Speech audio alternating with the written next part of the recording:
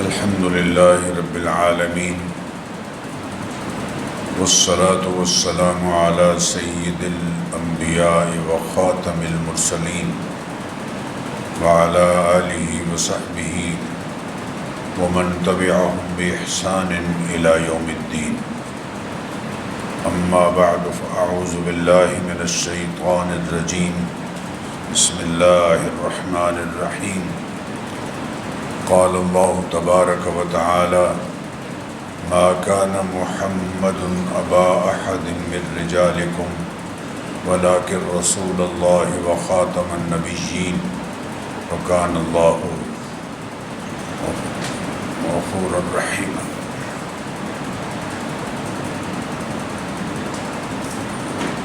وقال رسول الله صلى الله عليه وسلم: أنا خاتم النبيين لا نبي بعدي، أو كما قال عليه السلام. صدق الله وصدق رسوله النبي الكريم. محبت سے درود شریف پڑھ لیجئے سب حضرات. اللہم صل. بزرگوں اور عزیز بھائیوں، ماہ ستمبر سن 1974 میں پاکستان کی قومی اسمبلی نے مرزائیوں کے دونوں گروپس، قادیانی مرزائی اور لاہوری مرزائی، دونوں کو مکمل آزادانہ اپنا موقف قومی اسمبلی میں پیش کرنے کا حق دیا. دونوں گروپس کئی دنوں تک اپنا موقف پیش کرتے رہے. ان کی وضاحتیں سننے کے بعد متفقہ طور پر پاکستان کی قومی اسمبلی نے مرزائیوں کو غیر مسلم اقلیت قرار دیا. بدقسمتی سے ہمارے سادہ لو مسلمان یہ سمجھتے ہیں کہ مرزائی کوئی ایک مسلمانوں کا فرقہ ہے. قادیانی عام طور پر لوگ یہ سمجھتے ہیں کہ یہ مسلمانوں کا ہی کوئی ایک گروہ ہے، فرقہ ہے. جیسے اور فرقے ہیں ویسے ہی یہ بھی ایک فرقہ ہے. یہ بہت بڑی غلط فہمی ہے. اسے دور کرنے کی ضرورت ہے. چنانچہ آج چند باتیں یوں سمجھ لیجئے کہ قادیانی مرزا کے تعارف کے حوالے سے عرض کی جائیں گی.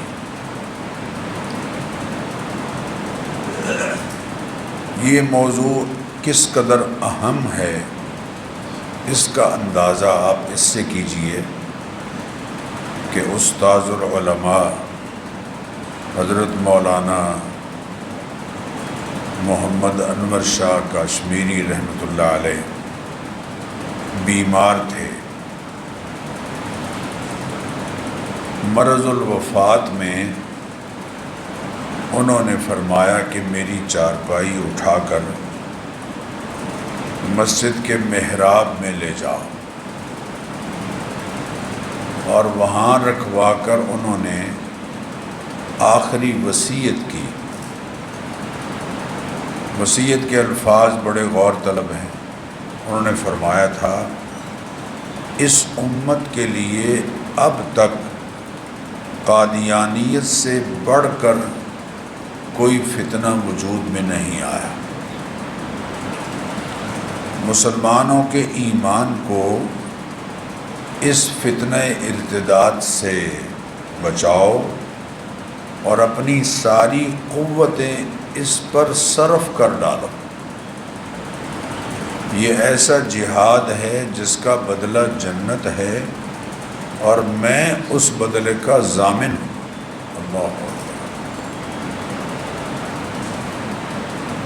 مولانا کے صاحبزادے مولانا انظر شاہ کشمیری رحمۃ اللہ علیہ نے نقش دوام میں ان کے حالات ذکر فرمائے۔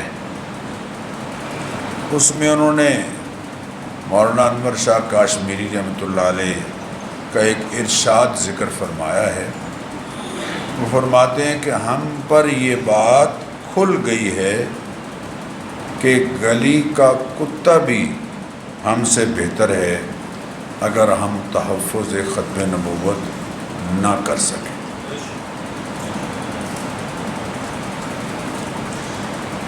اس لیے میں چاہتا ہوں خاص طور پر جو ہمارے جوان سال بچے ہیں، نوجوان ہیں،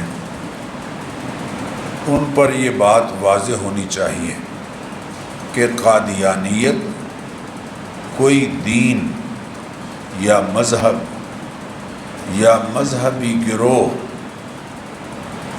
یا روحانی کوئی جماعت نہیں، بلکہ یہ ایک سازشی تحریک ہے جس کے اساسی اور بنیادی 3 مقاصد ہیں۔ یہ کوئی مذہبی گروہ یا مسلمانوں کا فرقہ نہیں، بلکہ ایک سازشی تحریک ہے جس کے 3 بڑے مقاصد ہیں۔ نمبر 1، جذبہ جہاد سے سرشار ملت اسلامیہ کے دلوں سے اس جذبے کو ختم کرنا۔ دوسرا بڑا مقصد برٹش حکومت کی خیر خواہی پر مسلمانوں کو آمادہ کرنا۔ تیسرا بڑا مقصد اتحاد امت کو پارا پارا کرنا۔ میں نے عرض کیا ہے کہ پہلا بڑا مقصد اس تحریک کا مسلمانوں کے اندر سے جذبہ جہاد کو ختم کرنا ہے۔ چنانچہ مرزا غلام احمد قادیانی نے اپنی کتاب تبلیغ رسالت میں یہ لکھا ہے کہ میں نے 20 کتابیں عربی، فارسی اور اردو میں اس غرض سے تالیف کی ہیں کہ اس گورنمنٹ محسنہ یعنی احسان کرنے والی گورنمنٹ سے ہرگز جہاد درست نہیں، بلکہ جہاد کے خلاف اشعار کی صورت میں اپنا ما فی الضمیر ان الفاظ میں ذکر کیا: اب چھوڑ دو جہاد کا اے دوستو خیال، دین کے لیے حرام ہے اب جنگ اور قتال۔ اب آ گیا مسیح جو دین کا امام ہے، دین کی تمام جنگوں کا اب اختتام ہے۔ اب آسماں سے نور خدا کا نزول ہے، اب جنگ اور جہاد کا فتویٰ فضول ہے۔ دشمن ہے وہ دین کا جو کرتا ہے اب جہاد، منکر نبی کا ہے جو یہ رکھتا ہے اعتقاد۔ بلکہ ایک اور جگہ یہ بات لکھی کہ ہر ایک شخص جو میری بیعت کرتا ہے اور مجھ کو مسیح موعود مانتا ہے، اسی روز سے اس کو یہ عقیدہ رکھنا پڑتا ہے کہ اس زمانے میں جہاد قطعاً حرام ہے، جبکہ محبوب کریم علیہ السلام نے فرمایا الجہاد ماضٍ الی یوم القیامہ،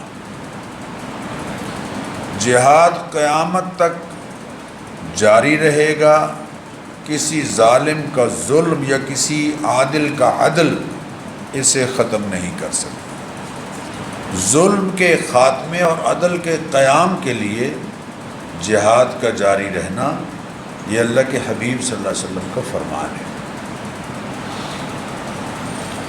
مرزا غلام احمد قادیانی امرتسر سے شمال مشرق میں ضلع گرداسپور کی ایک تحصیل ہے بٹالہ، وہاں 1939-40 میں پیدا ہوئے اور ایک کم 70 سال عمر پا کر 26 مئی 1908 بروز منگل 10:30 بجے دن احمدیہ بلڈنگ برانڈس روڈ میں ہیضے کی بیماری میں دست کرنے کی جگہ اسی حالت میں مر گئے۔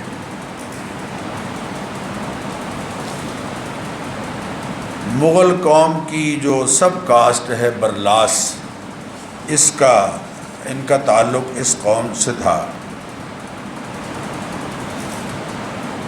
مرزا کی زندگی کے 3 اہم ادوار ہیں۔ چونکہ وقت بڑا محدود ہوتا ہے میں زیادہ تفصیل میں نہیں جاتا، لیکن یہ بات اگر آپ سمجھیں گے تو آپ پر اس مرزائیت کی حقیقت انشاءاللہ واضح ہو۔ میں نے عرض کیا کہ مرزا کی زندگی کے 3 مختلف دور ہیں۔ اتنی بات ذہن میں رہے کہ مرزا نے اپنی زندگی میں 2 شادیاں کی، یعنی 2 بیویاں جن سے ان کی اولاد ہوئی، اور تیسری بیوی جس کے بارے میں مرزا نے یہ کہا کہ اس کا نکاح میرے ساتھ آسمانوں پر ہوا ہے۔ جو قرآن کریم میں اللہ تعالیٰ نے فرمایا نا کہ حضرت زینب کا نکاح زوجنا کہا، ہم نے ان کا نکاح اے حبیب آپ کے ساتھ کیا ہے، تو اسی طرز پر اس نے کہا، بلکہ یہ الفاظ کہے انا مہلکو بعلہا، ہم نے اس کے شوہر کو ہلاک کر دیا، کما اہلکنا اباہا، جیسے کہ اس کے باپ کو ہلاک کر دیا، ورادوہا الیکا، اور ہم اسے آپ کے پاس یعنی آپ کی بیوی کے طور پر لائیں گے۔ یہ کہا مرزا نے کہ یہ مجھ پر وحی اتری۔ چنانچہ اب ذرا غور کیجئے، مرزا نے 1888 میں اس خاتون کا نام ہے محمدی بیگم، اس سے شادی کی پیشین گوئی کی 1888 میں، لیکن محمدی بیگم کا نکاح مرزا سلطان احمد سے 27 اپریل 1892 میں ہو گیا۔ نکاح ہو گیا تو اب مرزا نے پیشین گوئی کی کہ اس کا شوہر 2.5 سال کے اندر اندر مر جائے گا، لیکن وہ شوہر مرزا کے مرنے کے 40 سال بعد تک زندہ رہا، اور 1948 میں اس کا انتقال ہوا، اور خود محمدی بیگم 1966 میں اسلام کی حالت میں 19 اکتوبر ہفتہ کے روز لاہور میں فوت ہوئی۔ مرزا کا یہ جھوٹ اور یہ جو وحی اس نے سنائی تھی وہ پوری نہیں ہوئی۔ میں نے عرض کیا کہ اس کی زندگی کے 3 اہم دور ہیں۔ پہلا دور جس میں خود مرزا نے اپنے آپ کو مبلغ اسلام کے طور پر ظاہر کیا اور اسلام کی صداقت، قرآن پاک کی عظمت اور نبوت محمدیہ اور معجزات نبویہ کو عقلی دلائل سے ثابت کرنے کا دعویٰ کیا، اور مسیحیت اور ہندوازم کی مختلف تحریکیں، سناتن دھرم، آریہ سماج، برہمو سماج کی بذریعہ اشتہارات تردید شروع کی۔ اچھا، عام طور پر سادہ لوگ مسلمانوں کو آج کے دور بھی مرزائی قادیانی اس دور کی تحریریں پڑھاتے ہیں، جس سے بندہ تحریر پڑھ کر کہتا ہے کہ یہ تو بڑا مسلمان آدمی تھا، اور یہ مولوی حضرات کا کوئی جھگڑا ہے اس کے ساتھ۔ حالانکہ کئی عدالتوں نے باقاعدہ بحث کے بعد ان کے کافر ہونے کا فیصلہ کیا ہے۔ یہ ایک مستقل موضوع ہے، انشاءاللہ اس پر کسی وقت میں عرض کروں گا۔ چنانچہ اس نے 1879 میں ایک کتاب لکھنے کا اعلان کیا، البراہین الاحمدیہ علی حقیقت کتاب اللہ القرآن والنبوۃ المحمدیہ۔ بذریعہ اشتہار اعلان کیا کہ میں نے یہ کتاب لکھنی ہے، لوگ چندہ جمع کرائیں۔ اس دور میں مسلمانوں نے 2 لاکھ کے قریب روپے جمع کرائے اس کو، اور یہ کہا کہ اس میں اسلام کی صداقت کی میں 300 دلیلیں پیش کروں گا، لیکن مطبوعہ جو براہین احمدیہ ہے اس میں صرف ایک دلیل بیان کی، وہ بھی نامکمل۔ 1880 سے 1880 سے 1884 تک کتاب لکھی جاتی رہی، چھپتی رہی، اور چوتھے حصے پر آ کر اس کتاب کی طباعت رک گئی۔ 5واں حصہ اس کتاب کی تصنیف کے آغاز سے پورے 25 سال بعد 1905 میں شائع ہوا۔ وعدہ یہ کیا تھا کہ 50 حصے لکھوں گا، لیکن 5 حصے لکھ کر کتاب کو سمیٹ دیا اور کہا کہ صفر کی کیا حیثیت ہوتی ہے، 50 اور 5 صفر مٹاؤ تو 5 بن جاتے ہیں، لکھ دو تو 50 بن جاتے ہیں۔ دوسرا دور مرزا کی زندگی کا ایک نیا دور ہے، نیا روپ ہے۔ 1880 میں مرزا یہ کہنے لگا کہ مجھ پر اللہ تعالیٰ کی طرف سے الہامات کا سلسلہ جاری ہو گیا، یعنی میں ملہم ہوں جس پر الہام اترتے ہیں۔ حتیٰ کہ بیت الفکر کے نام سے ایک چبارہ منتخب کیا اور ایک بڑی کاپی بنوائی، اور 12 سالہ ہندو لڑکے شام لال کو الہام نویسی کے لیے رکھ لیا۔ وہ الہام لکھ کر چیک کراتا اور مرزا صاحب اس پر دستخط کر دیتے، جبکہ محبوب کریم علیہ الصلاۃ والتسلیمات کے کاتبان وحی کی تعداد 40 ہے۔ چنانچہ اس دور میں 1880 میں مرزا کے دعووں کا آغاز ہوا۔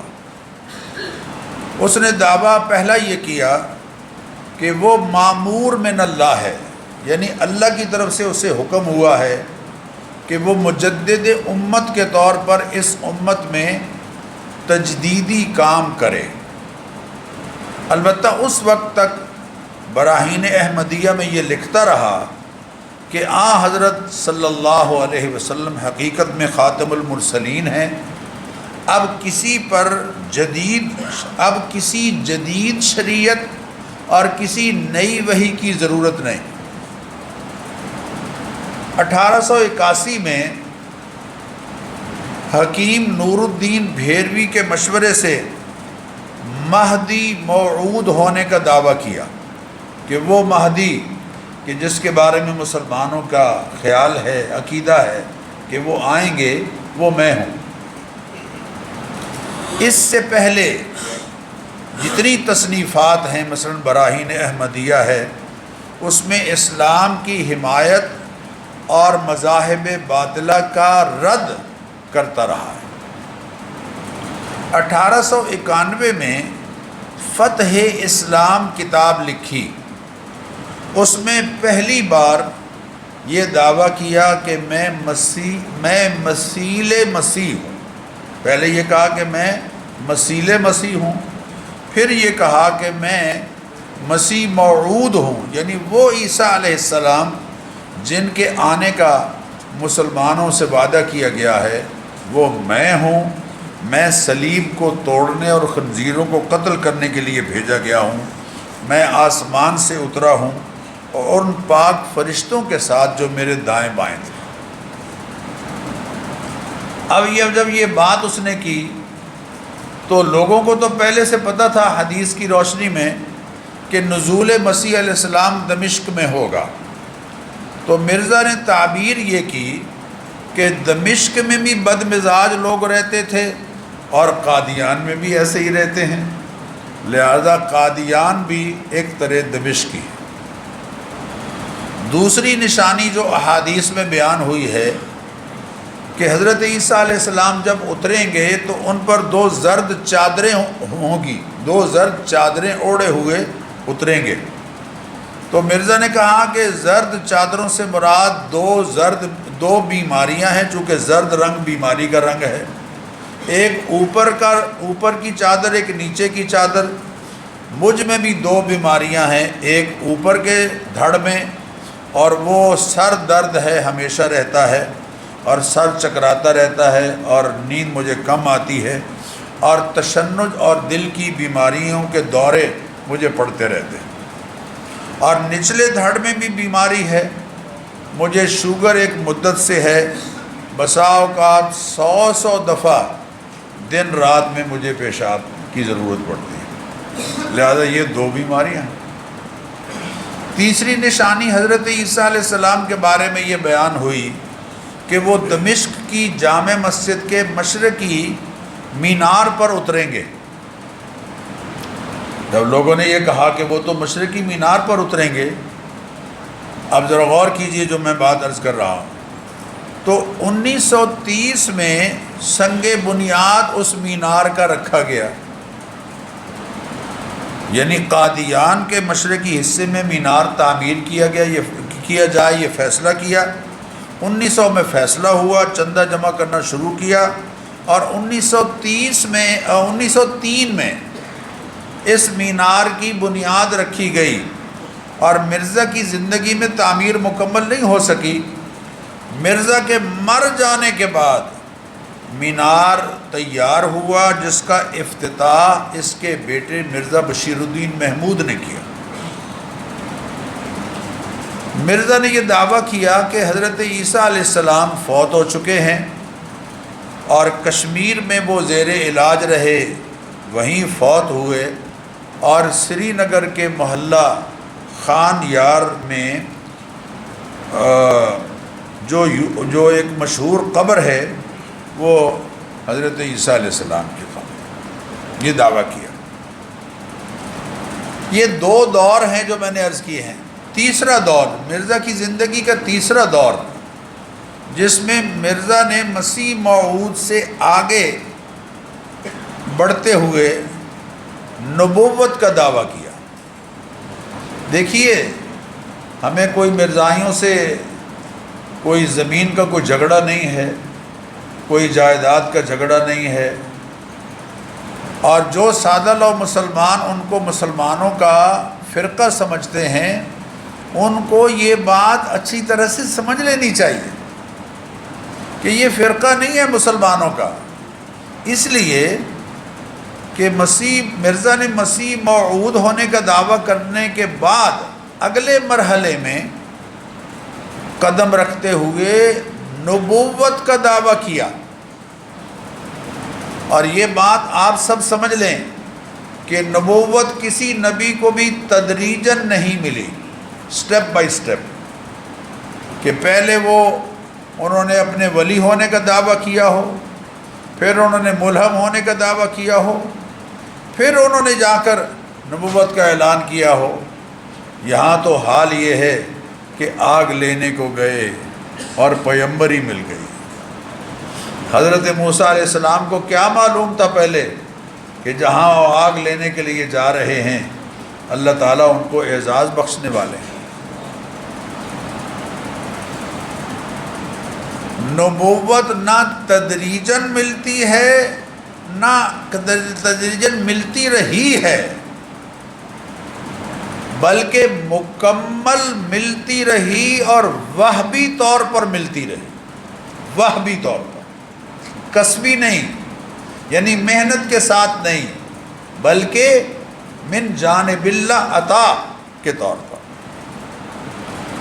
تمام انبیاء علیہ السلام کو جو نبوت ملی نبوت کے منصب پر ان کو فائز کیا گیا، وہ تدریجاً نہیں بلکہ مکمل اور وہبی طور پر۔ چنانچہ مرزا نے سب سے پہلے، مرزا غلام احمد قادیانی نے 1900 میں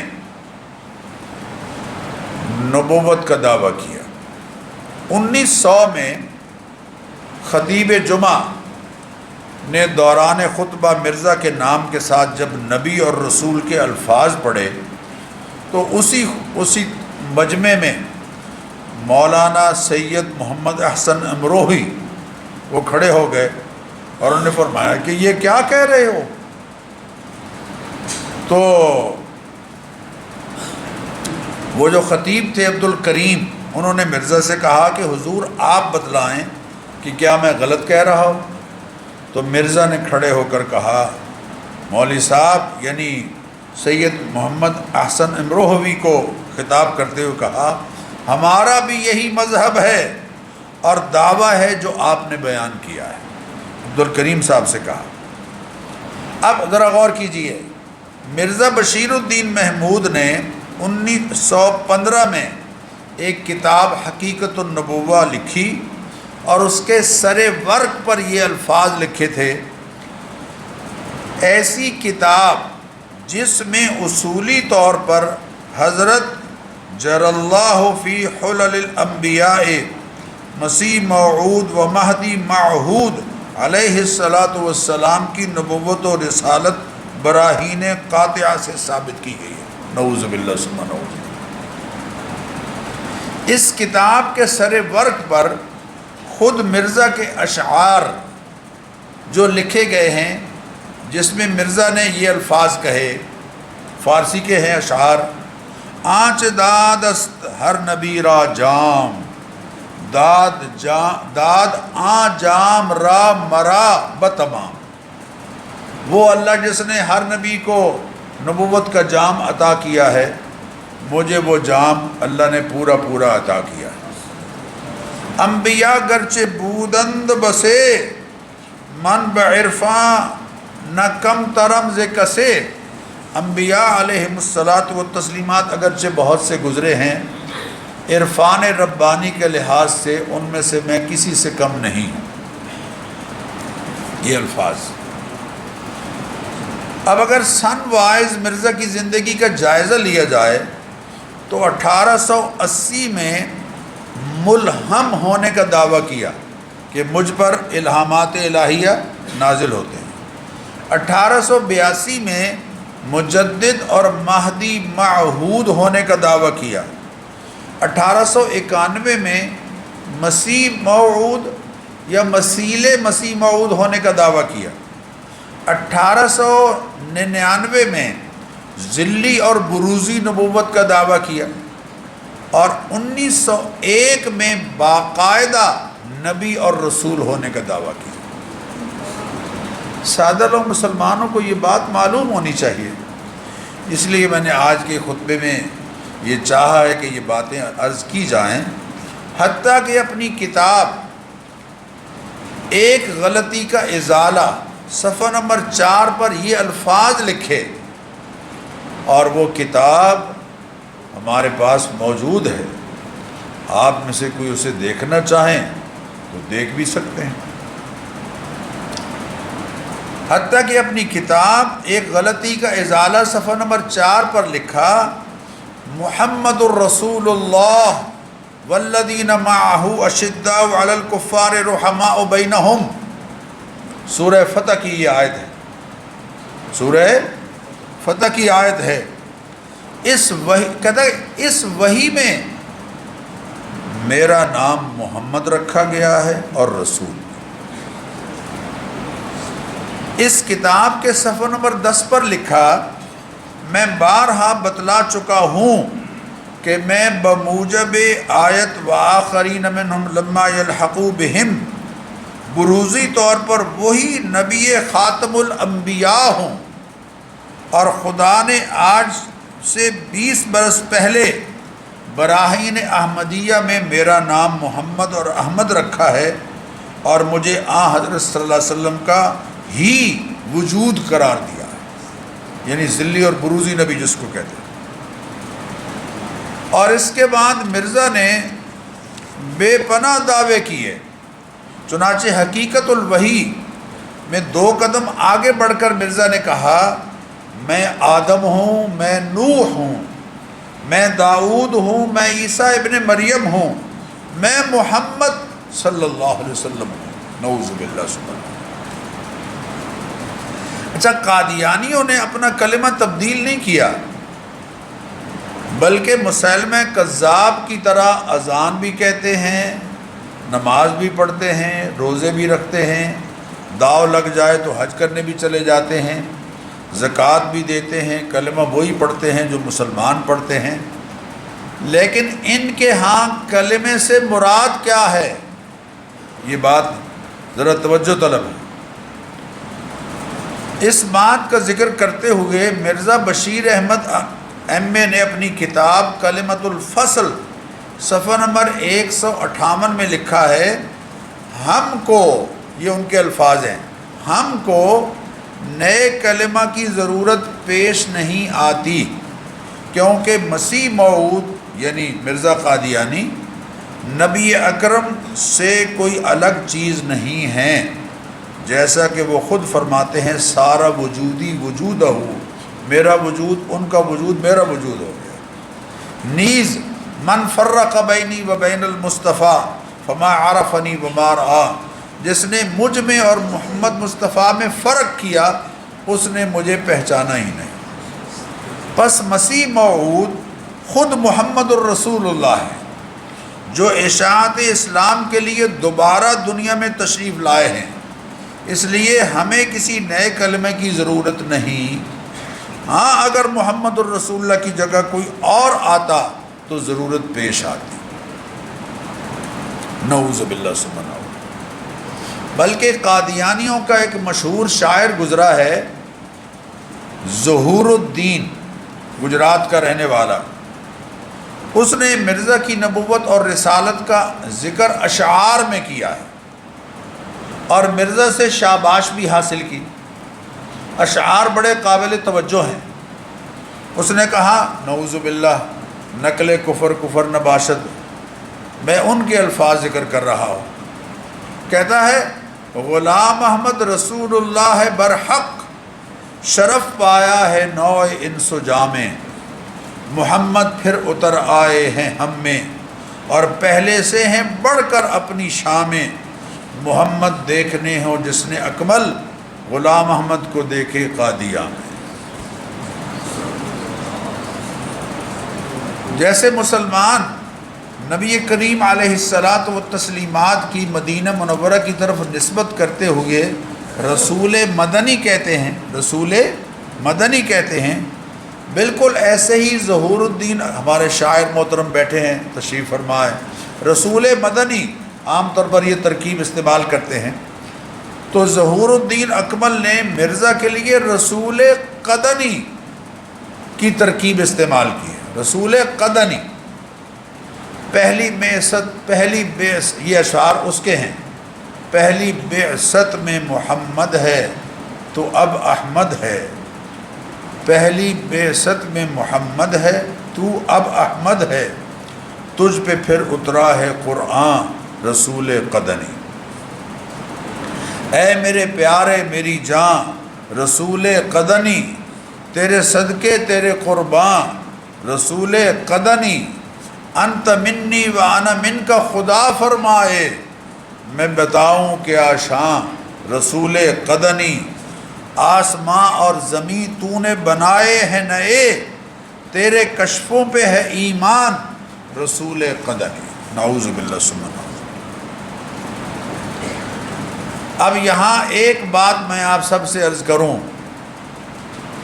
کہ مرزائیوں کے ساتھ بالفرض اگر آپ کی کبھی گفتگو ہو تو ان کو ایک ہی دلیل قرآن کریم سے آپ ذکر کر دیں کہ پورے قرآن کریم میں جہاں بھی آیا ہے، پہلے پارے میں بالکل پہلی ہی سورت، سورہ فاتحہ کے بعد سورہ بقرہ، الف لام میم ذالک الکتاب لا ریب فیہ ھدی للمتقین، الذین یؤمنون بالغیب ویقیمون الصلاۃ ومما رزقناہم ینفقون. اور آگے کیا ہے؟ والذین یؤمنون بما انزل الیک وما انزل من قبلک. وہ ایمان لاتے ہیں، ایمان والے، اس پر جو اتارا گیا ہے آپ پر اور جو اتارا گیا ہے آپ سے پہلے پر. ایسے ہی ہے نا جی، وما انزل من قبلک. جاؤ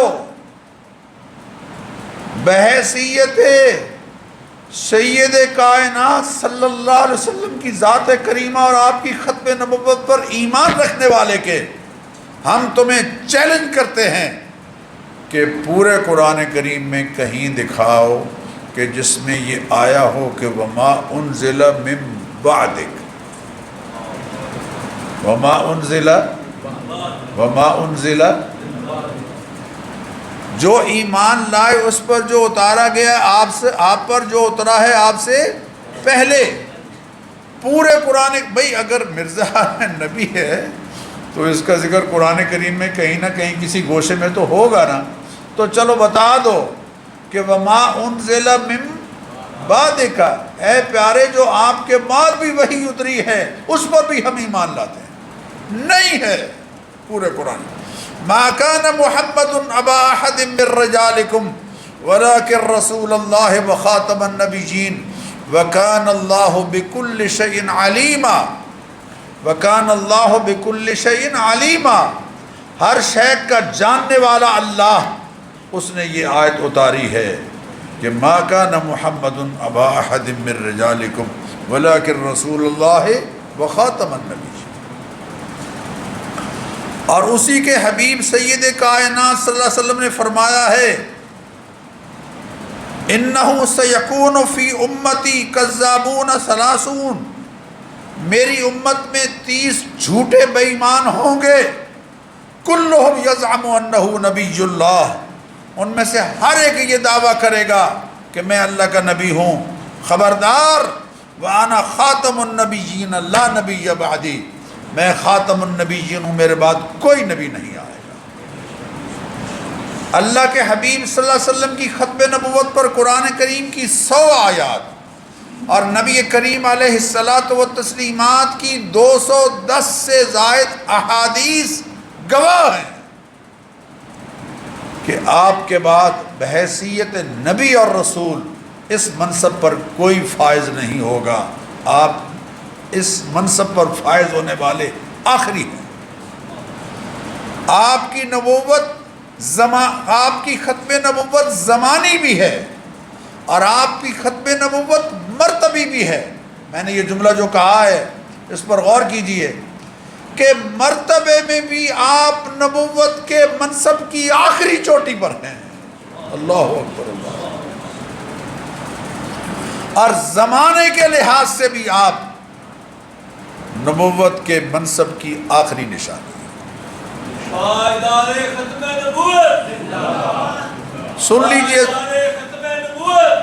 سن لیجئے وقت نہیں ہے. حضور اکرم صلی اللہ علیہ وسلم پر وحی قرآن کریم کی صورت میں آئی. وما ارسلنا من رسول الا بلسان قومہ. لیکن حیرانی ہے کہ مرزا نے کہا ہے کہ مجھ پر عربی، فارسی، انگریزی، اردو 10 زبانوں میں وحی اترتی رہی. کتنی زبانوں میں؟ 10 زبانوں. عربی میں کہتا ہے مجھ پر وحی اتری ہے انا انزلناہ قریبا من قادیان، ہم آپ کو قادیان کے قریب اتاریں گے. جعلناک المسیح ابن مریم، ہم نے آپ کو مسیح ابن مریم بنا دیا. ان المسیح الموعود الذی یرقبونہ والمہدی المسعود الذی ینتظرونہ هو انت. جس مسیح موعود کا اور جس مہدی مسعود کا انتظار کر رہے ہیں یہ لوگ، وہ آپ ہیں. نعوذ باللہ. انی فضلتک علی العالمین قل ارسلت الیکم جمیعا. میں نے تجھے سارے جہانوں پر فضیلت عطا کی ہے، ان سے کہہ دے کہ میں تم سب کی طرف رسول بنا کر بھیجا گیا. قل یا ایھا الناس انی رسول اللہ علیکم جمیعا، اے مرسل من اللہ. یہ الفاظ نعوذ باللہ سے. یاسین انک لمن المرسلین علی صراط مستقیم، یہ عربی میں کہتے ہیں مجھ پر وحی اتری، اور کہتا ہے انگریزی پر بھی مجھے وحی اترتی رہی، you must do what I told you, کہتا ہے مجھے وحی اتری ہے، you must do what I told you, کہتا ہے آئی شیل ہیلپ یو، یہ بھی مجھ پر وحی اتری، کہتا ہے you have go to Amritsar, یہ مجھ پر وحی اتری، کہتا ہے فارسی میں بھی وحی اتری ہے، لا حول ولا قوت الا باللہ، بازی خیش کردی و مرا افسوس بسیار داری۔ میرے بزرگوں اور دوستو، یہ عنوان میں نے آج اس لیے منتخب کیا ہے